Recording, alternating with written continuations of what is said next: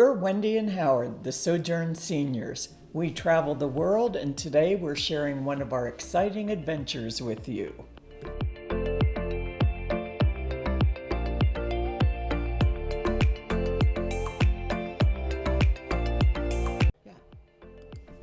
In this episode, we're at the Fushifaru Resort in the Maldives. We flew 28 hours, 4 flights, and 3 layovers to get here. Truth be told, we're a bit jet lagged, but we're in paradise now. So jump in the pool with us as we share our experiences on our 6th day at the Fushifaru Resort. So we gave up a few minutes earlier than we normally would, and we made our way to the restaurant for breakfast. Before it opened. Yes. You call us, don't forget to call us, got to be there at breakfast. So we got there a few minutes early. They were very gracious, seated us, and made sure Wendy had her cappuccino. I had my hot beverage, and we were all good to go. And we stayed there for our usual hour and a half to close to 2 hours. Yes. After that, we made our way back here again. But before we did, a lot of people were wishing us a farewell. Yes. Some people in the island were convinced we were leaving today. Now, we don't know whether that was wishful thinking. Yes. We like to believe it wasn't. But, they all seemed relieved that we weren't leaving today. But I told our omelet chef, who was fabulous, I said, well, this is our last omelets because we'll be leaving at 6 tomorrow morning. And he goes, oh, I'm here well before that. I'll make you omelets before you leave. So I was like, oh, okay, that could be good. So we'll have at least an omelet before you leave tomorrow. Yes. That's important. And so after we came back and sort of, did our thing here for a bit, gathered up the drone, took the drone over to the other side of the island, which is where they like you to launch the drone, and get some great footage of the sandbar out there so people can get a real close-up, sort of 360 about what that looks like. That'll go well with some of the breaker footage we got out there the other day. And then we flew across the island, and we focused on this cluster of 14 villas where we're staying. And to my right, camera left, there's another set of villas, and we did a 360 around that, so you can get an idea of what all the villas, overwater villas here look like. They're strikingly similar. There's not a lot of variation in that. And then we flew back to the takeoff point for the drone, directly over the center of the island, so you'll be able to get a better idea of what's on the island, what that looks like. And then we made our way back here, and here we are now in the pool.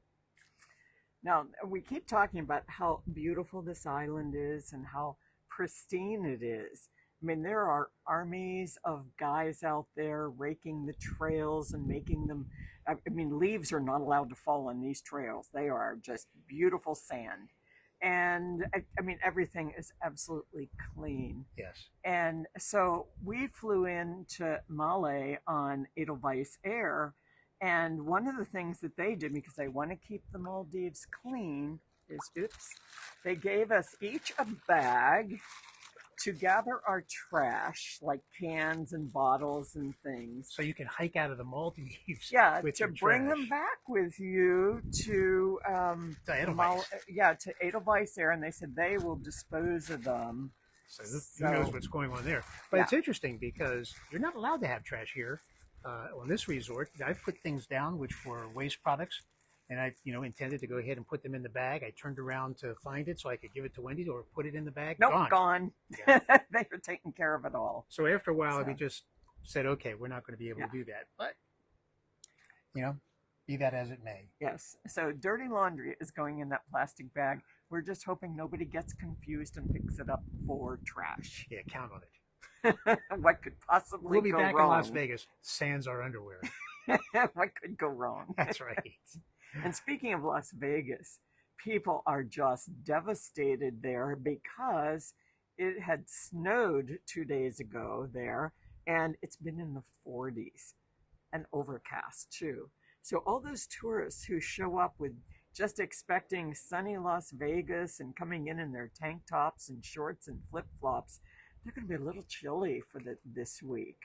Yeah, while I was still working and Wendy was already living out in Las Vegas, I would do the same thing. I'd go to the JFK airport to fly JetBlue, and I'd change into my shorts and a t-shirt there at the air terminal or aboard the plane after we took off. It sometimes depended on how rushed I was. And I'd land there, in Las Vegas, Wendy would be waiting for me outside at the pickup point, and I'd be wearing my shorts and usually a light sweater because I'd get in at 10 o'clock at night. Very comfortable, not a problem. I mean, it was not uncommon for me to be in the pool in January and February, Heated pool. and but very comfortable, Yes. very comfortable. Yeah. So this has been an extraordinary winter there. And at our other home up in southern Utah in Cedar City, they're getting slammed with snow and ice and below zero temperatures. And we live on the side of a mountain, which means that if when the roads get icy, it doesn't matter if you have a four-wheel car, a vehicle. You need to have the best chains and studs and anything else that'll grip the ice, and you need to drive accordingly. And they've had a number of car accidents up there. It's been sort of bad. It's a good time to be in the Maldives, all things being equal. Yes, I mean, I feel badly for our friends, but Not that badly. we're enjoying ourselves here. Yes, we are. It's been a wonderful week. In Just fact, wonderful. I don't know exactly how we managed to zero in on this particular resort, other than this is one of the early ones I saw on YouTube in the Yes. travelogues. But since we decided to come here, we've been looking at the other resorts that are in the Maldives. I mean, they have over 1,000. So I mean, you could be just about anywhere in the Maldives and be in a resort. And we looked at a number of them, and one of the things that struck us, and we couldn't appreciate it until we'd been here, is the size of this one. This is relatively small as these resorts go. I mean, it has 49 housing units, so you're not going to be overrun with people. And there's housing on the island as well as over water villa. And so that means when we've had breakfast or have gone to the bar or to the eateries or to the common pool that people can swim in, it's never been crowded. It's been, Of course, this isn't the busiest time yet. That starts up later in this month. yes, in February. But nevertheless, it's surprising to see that. And we really enjoyed the quietness, Very much the so. lack of people all over. I mean, you can go quite a while without seeing anyone other than some workers who are here doing whatever they're doing. And the whole place is very walkable. Yes. So this morning when I went to fly the drone, I had forgot the storage card that goes in the drone that captures the images. So I had to make a beeline all the way back here, which is at the opposite end of the island. I mean, I walked as far as one could possibly walk here Yes. to get the storage cards and bring them back. And the whole thing didn't take me all that long. Now, when you go to some of these larger resorts, it looks like they might have as many as 100 to a couple of hundred overwater villas. And they're getting to them by golf carts and bikes. Bikes are really big. I mean, when we first got here, I thought, well, geez, I don't see any bicycles. And then all of the resort stuff I had seen about the Maldives, they all had bicycles. But you don't need to have a bicycle No, here. you do not. And you seldom see people hitching a ride, on one of the golf carts. I mean, you do see it from time to time, but it's really odd. Yes.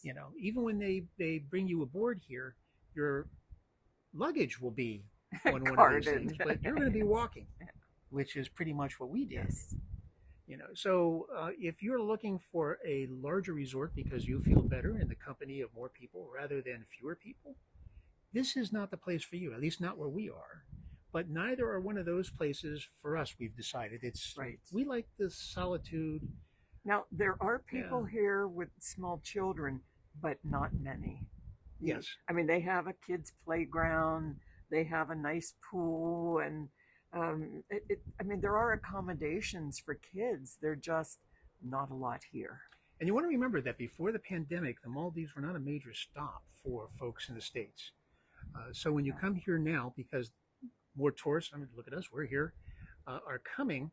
I think this morning we overheard someone say they were from Connecticut. Yes. And I think that's the closest we've come to seeing or hearing, anyone from the States. There are lots of Europeans, Russians, lots of folks from Asia, China, Japan, Vietnam, that whole sort of thing. But we're sort of spread out here too, like at breakfast, and the buffet area is huge. It really is big, with a lot of seating indoor and out. Although even indoor, there are no walls on the building, so you're sort of outdoors anyhow. And this morning, there were only 10 tables that had people sitting at them. So We were talking to the general manager the other day, a general operations person, and she was telling us that there have been times when they've been fully booked, but she talks about 83% being sort of their They're high. typical high season, Yes. residency rate.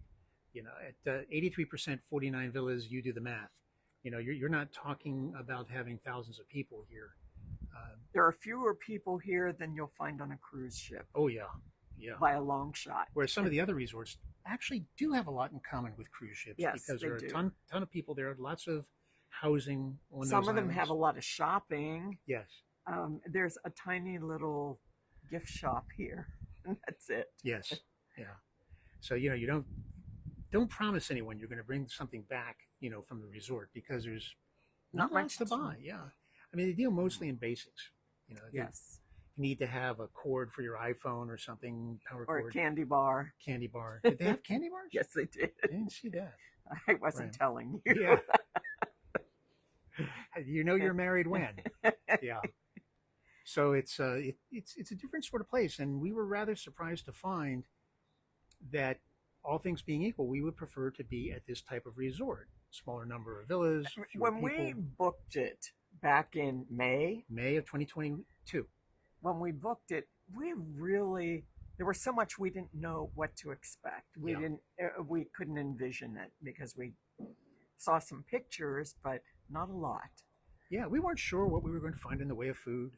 We weren't sure what we were really going to find in the way of restaurant offerings. I mean, all that stuff is out there and you can look at it, but it doesn't, for some reason, convey a true sense of what you're going to find. I mean, there are exotic foods that you can get, but there's also the kind that you're used to having. Yeah. So there's a whole stand that's Maldivian food.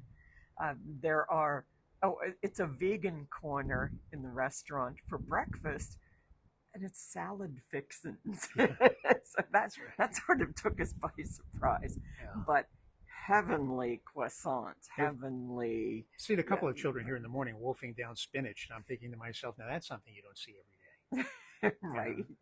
So, I mean, dietary habits from all over the world. You expect to see that sort of thing. And like our omelet guy, who just makes these exquisite omelets with whatever you want in it. Yeah. Who is on the national soccer team for India. India's, yes, because a lot of the workers play soccer in essentially where the tennis courts are, and they take down the nets and they play soccer there at night. And I asked him if he was out playing soccer in the evening with them, and he goes, "Oh, it wouldn't be right. I was on India's national soccer team, so I don't think I should play with them." Yeah. I think actually he probably didn't want to play with them. I remember walking by saying, I don't play soccer, but I'd fit right in with these guys. So yeah, me too. Yeah, both of us, yeah. So anyways. It's been really interesting. Mm-hmm. Very interesting. It has been. And like I said, a smattering of languages from all over the place. It's, you're not going to hear, I haven't heard a single New York accent. I haven't heard a Southern accent. Nope. I haven't heard a Midwestern accent or, anything at all. And people who work here have a fairly good grasp of geography. I mean, they seem to know where Las Vegas is, when we tell them that. Yes, and it's sort of funny because a couple of them have said, "That's my dream, to go to Las Vegas." And it's like, really? Yeah.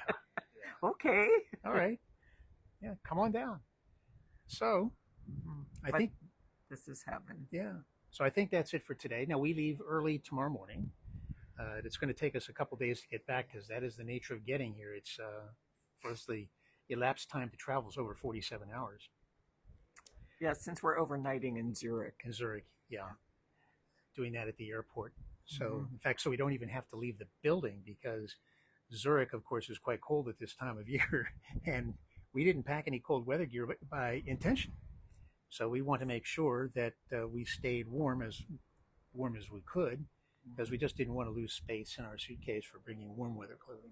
Yeah, no puffer jackets with us. Yeah, none at all. So, we'll hunker down in the airport, get up the next morning, go through security, and get right back on board. We'll be fine. We'll go to the club first for breakfast. Yes. We have a lot to say about travel lounges. Yes. And why they're advised when you're making long trips like this.